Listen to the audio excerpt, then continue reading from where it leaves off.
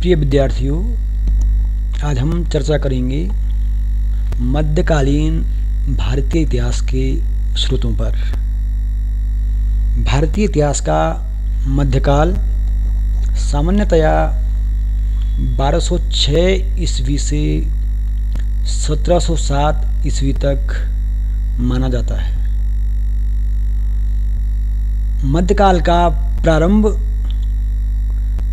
दिल्ली सल्तनत की स्थापना से माना जाता है तथा इस प्रकार कुतुबुद्दीन ऐबक द्वारा सुल्तान की उपाधि धारण करने के साथ ही 1206 ईस्वी से भारतीय इतिहास का मध्यकाल का प्रारंभ माना जाता है। 1206 ईस्वी से लेकर और औरंगजेब की मृत्यु तक अर्थात 1707 ईस्वी तक भारतीय इतिहास के मध्यकाल की समाप्ति मानी जाती है। भारतीय इतिहास के मध्यकाल की ऐतिहासिक स्रोतों की दृष्टि से एक महत्वपूर्ण विशेषता है। यह विशेषता है कि प्राचीन भारतीय इतिहास के ऐतिहासिक स्रोतों की तुलना में मध्यकालीन भारतीय इतिहास के ऐतिहासिक स्रोत विशुद्ध ऐतिहासिक ग्रंथों के रूप में मिलते हैं। तो इस तरह मध्यकालीन भारतीय इतिहास के ऐतिहासिक स्रोतों का अध्ययन हम दो भागों के अंतर्गत करेंगे। सर्वप्रथम हम सल्तनतकालीन ऐतिहासिक स्रोतों का अध्ययन करेंगे, जिनमें प्रमुख ऐतिहासिक ग्रंथ हैं तहकीक-ए-हिंद। तहकीक-ए-हिंद को अल-बरूनी द्वारा लिखा गया है और यह ग्रंथ सल्तनत काल के इतिहास की महत्वपूर्ण जानकारी हमें प्रदान करता है। इससे पूर्व थोड़ा मैं चर्चनामा और ताज-उल-मासिर पर भी प्रकाश डालना चाहूँगा। चर्चनामा भारत पर अरबों के आक्रमण की जानकारी देता है। चर्चनामा को शुद्ध रूप से फतहनामा कहा जाता है, किंतु चर्च वंश से संबंधित होने के कारण इसे चर्चनामा भी कहा जाता है। चर्चनामा में भारत पर अरबों के प्रारंभिक आक्रमण की जानकारी प्राप्त होती है कि किस तरह सिंध पर अरबों ने आक्रमण किया और सिंध से उनका व्यापारिक संबंध स्थापित हुआ। अब हम चर्चा करते हैं तहकीक-ए-हिंद पर। तहकीक-ए-हिंद जो ऐतिहासिक ग्रंथ है, इसकी रचना अल-बरूनी ने अरबी भाषा में की थी। अल-बरूनी अपने समय का एक महत्वपूर्ण विद्वान था, जिसने कई भारतीय ग्रंथों का अध्ययन किया। अल-बरूनी ने भगवत गीता, वेदों, उपनिषदों और योग भाष्य पर भी उसने लिखा है। अल-बरूनी का जो तहकीक-ए-हिंद ग्रंथ है, इसके बारे में भारत के विभिन्न स्थानों जैसे गुजरात, मालवा, कन्नौज, पाटलिपुत्र आदि के बारे में तो जानकारी प्राप्त होती ही है। साथ ही अल-बरूनी ने भारतीय धर्म, संस्कृति, भारत के बारे में, भारत की अर्थव्यवस्था, धन संपदा, यहाँ की जनजीवन, दर्शन, ज्योतिष शास्त्र आदि पर भी प्रकाश डाला है। दूसरा महत्वपूर्ण ग्रंथ है ताज उल मासिर। इसकी रचना सदरुद्दीन मोहम्मद निजामी द्वारा की गई है। निजामी खुरासान में स्थित निसापुर का निवासी था तथा मंगोलों के आक्रमण के भय से भागकर जब वह भारत आया तो उसे दिल्ली सुल्तानों का संरक्षण प्राप्त हुआ। निजामी ने 1191 ईस्वी से 1217 ईस्वी तक के मध्य की ऐतिहासिक घटनाओं का अपने ग्रंथ में वर्णन किया है। निजामी द्वारा कुतुबुद्दीन ऐबक के शासनकाल की घटनाओं का, मोहम्मद गोरी, इल्तुतमिश के समय की घटनाओं का, भारतीय शासन प्रणाली, भारतीय सामाजिक स्थिति, भारतीय शहरों, उत्सवों और भारतीय जनजीवन का विवरण अपने ग्रंथ में दिया गया है। तीसरा महत्वपूर्ण ग्रंथ है तबकात ए नासिरी। यह सल्तनतकालीन इतिहास को जानने का एक महत्वपूर्ण ग्रंथ है। इस ग्रंथ की रचना मिनहाज उस सिराज द्वारा की गई। मिनहाज उस सिराज ने इस ग्रंथ को फारसी में लिखा तथा इसे सिराज ने निजामुद्दीन नासिरुद्दीन मिनहाज उस सिराज द्वारा इस ग्रंथ को तत्कालीन सुल्तान नासिरुद्दीन महमूद को समर्पित किया गया। इसलिए इस ग्रंथ का नाम उसने तबकात ए नासिरी दिया। इस ग्रंथ में सिराज द्वारा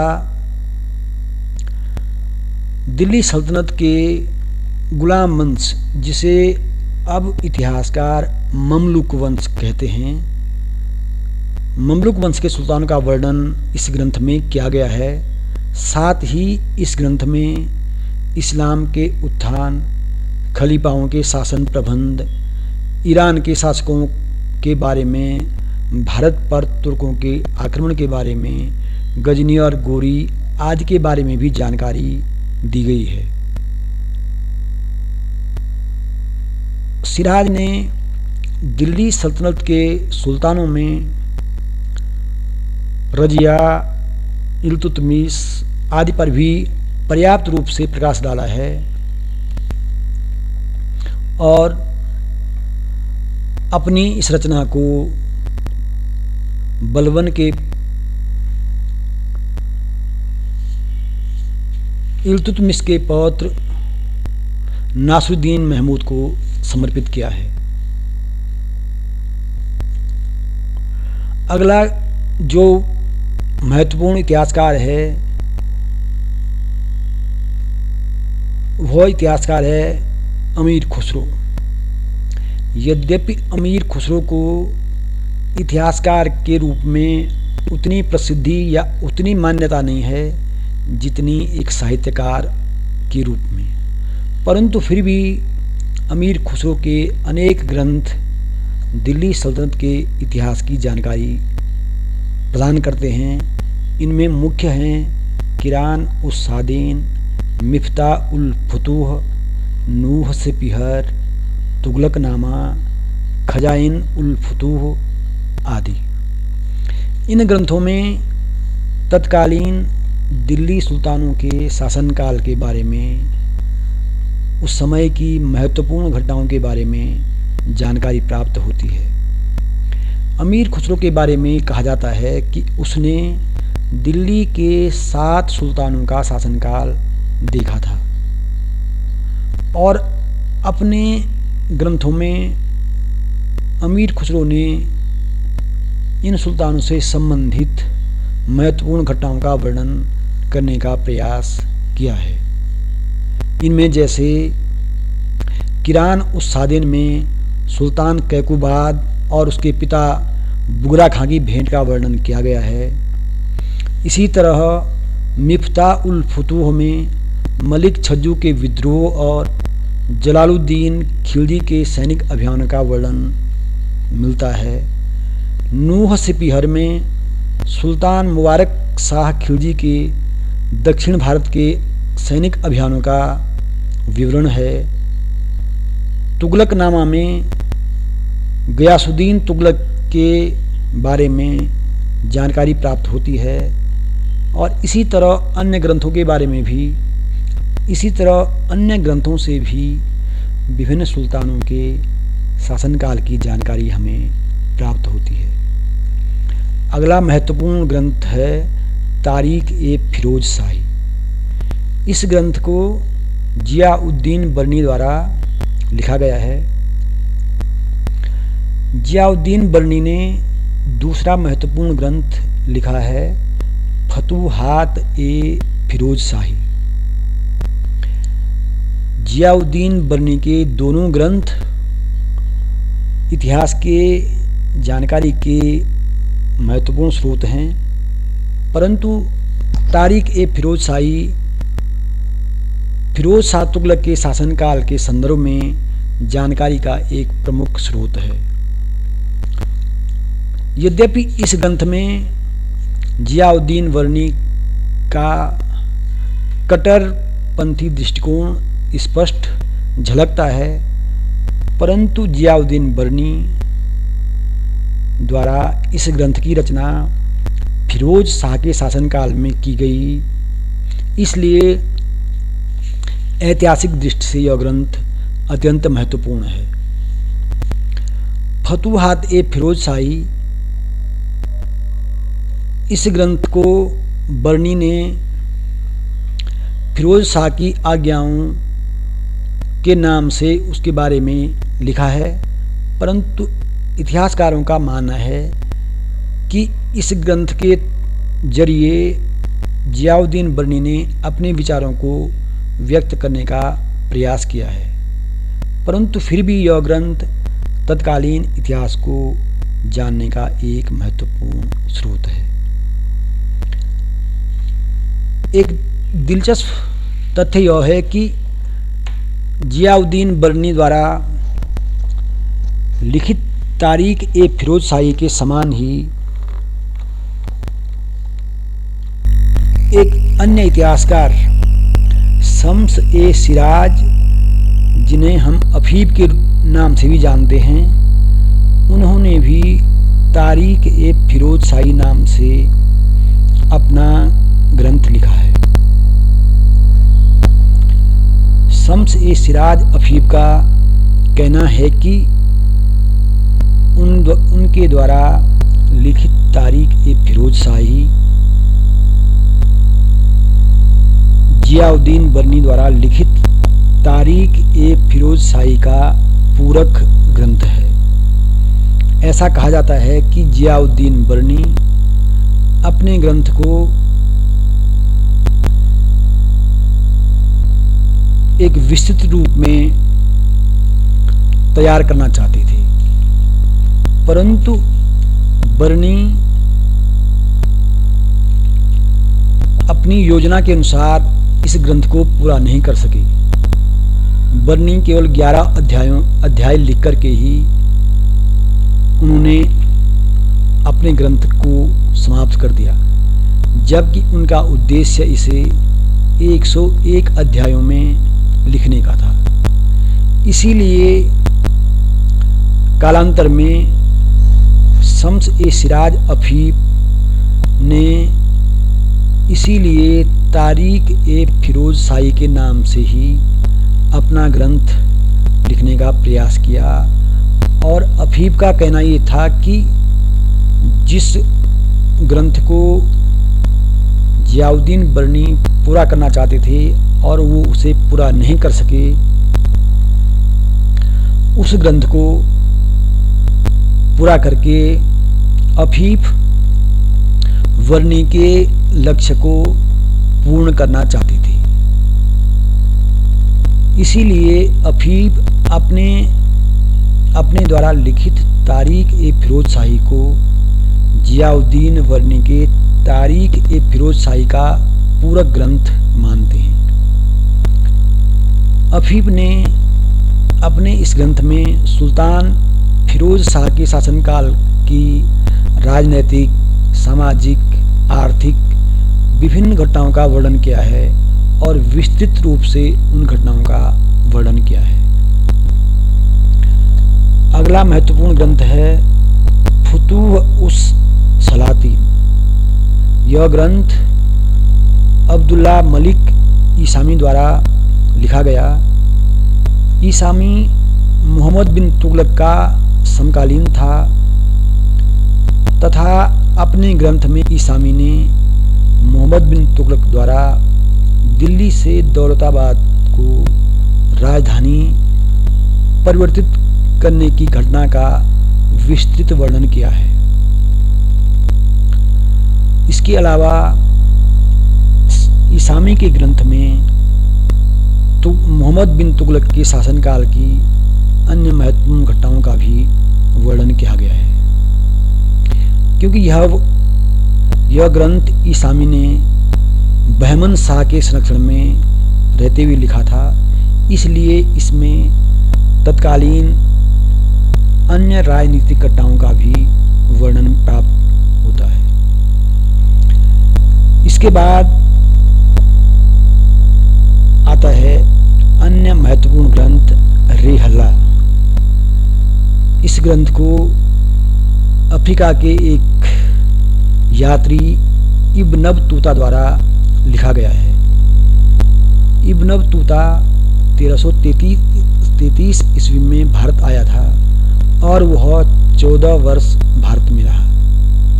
मोहम्मद बिन तुगलक ने इब्न बतूता को दिल्ली का काजी नियुक्त किया और बाद में वह सुल्तान का राजदूत बनकर चीन भी गया। वहाँ से फिर वो बाद में अपने गृह देश मोरक्को के सुल्तान के संरक्षण में रहा और वहीं उसने अपनी विदेश यात्रा का विवरण लिखा जो रेहल्ला नाम से प्रसिद्ध हुआ। रेहल्ला में इब्न बतूता ने भारत की राजनीतिक, सामाजिक, आर्थिक और सांस्कृतिक गतिविधियों का विस्तृत वर्णन किया है। इब्न बतूता ने तत्कालीन सुल्तान गयासुद्दीन तुगलक की गुप्तचर व्यवस्था, डाक व्यवस्था व सुल्तान मोहम्मद बिन तुगलक की विभिन्न नीतियों का भी वर्णन किया है। जैसे मोहम्मद बिन तुगलक द्वारा राजधानी परिवर्तन करना, उसके दुष्परिणाम, उसकी अन्य महत्वाकांक्षी योजनाओं आदि का भी इब्न बतूता ने वर्णन किया है। अगला महत्वपूर्ण ग्रंथ है मालफूजात-ए-तिमूरी। यह ग्रंथ तैमूर की आत्मकथा है। स्वयं तैमूर ने इसे लिखा है तथा तैमूर ने इसे तुर्की भाषा में लिखा। बाद में अब्बू तालिब हुसैनी ने इस ग्रंथ का फारसी में अनुवाद किया और मुगल बादशाह शाहजहां को इसे भेंट स्वरूप प्रदान किया। मालफूजात-ए-तिमूरी में तैमूर के आक्रमण से संबंधित और तत्कालीन भारत की महत्वपूर्ण जानकारियां प्राप्त होती हैं। तैमूर से संबंधित ही अन्य महत्वपूर्ण ग्रंथ है जफरनामा। यह एक प्रकार से तैमूर की जीवनी है और इसे सारफुद्दीन अली याजिद द्वारा लिखा गया है। इस तरह हमें सल्तनत काल के इतिहास की महत्वपूर्ण ग्रंथों से, विभिन्न ऐतिहासिक स्रोतों से जानकारी प्राप्त होती है। इसके अलावा सल्तनतकालीन इतिहास के अन्य स्रोतों के रूप में तारीख ए मुबारक शाही, जो कि मुबारक शाह के शासनकाल में लिखा गया ग्रंथ है, जिसे याहिया बिन अहमद सरहिंदी द्वारा लिखा गया। याहिया बिन अहमद सरहिंदी द्वारा यह ग्रंथ मुबारक शाह सैयद को समर्पित किया गया और इस ग्रंथ में सैयद वंश के बारे में महत्वपूर्ण जानकारी प्राप्त होती है। इसी तरह अन्य ऐतिहासिक ग्रंथ हैं। वाक़िया ए मुस्ताकी, इस ग्रंथ की रचना शेख रिजाक उल्लाह द्वारा की गई। इस ग्रंथ में लोदी वंश के साथ साथ शेर शाह सूरी और इस्लाम शाह सूर के बारे में भी जानकारी प्राप्त होती है। अहमद यादगार एक अन्य इतिहासकार हुए हैं जिन्होंने तारीख ए सलातीन ग्रंथ लिखा और इस ग्रंथ में उन्होंने अफगान शासकों अर्थात लोदी और सूर्यवंश के शासकों की महत्वपूर्ण घटनाओं का वर्णन किया है। इसके बाद हम अब चर्चा करते हैं मुगल कालीन ऐतिहासिक स्रोतों पर। मुगल काल का आरंभ भारत में बाबर के आक्रमण से माना जाता है और बाबर द्वारा स्वयं अपनी आत्मकथा लिखी गई है, जिसे हम बाबरनामा या तुजुक ए बाबरी भी कहते हैं। अर्थात तुजुक ए बाबरी को ही हम बाबरनामा के रूप में जानते हैं। बाबर ने अपनी आत्मकथा तुर्की भाषा में लिखी थी तथा बाद में उसका अनुवाद फारसी व अन्य यूरोपियन भाषाओं में किया गया। तुजुक ए बाबरी में सल्तनत काल के साथ साथ मुगल काल की स्थापना की जानकारी भी प्राप्त होती है। कल हम इससे आगे चर्चा करेंगे।